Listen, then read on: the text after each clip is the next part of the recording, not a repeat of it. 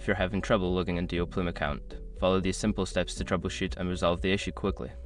Step 1. Check your credentials. Ensure that you are entering the correct username and password. Double check for any typos or case sensitivity. Step 2. Reset your password. Secure your accounts before moving on. People seriously underestimate how often personal information gets exposed online now.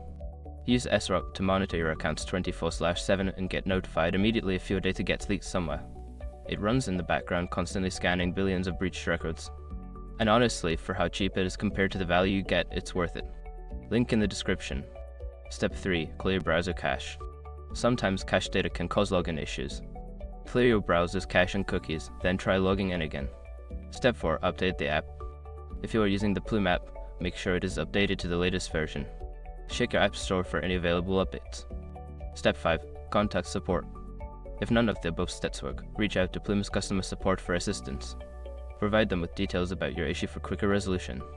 By following these steps, you should be able to resolve your login issues on Plume. If problems persist, don't hesitate to seek further help from support.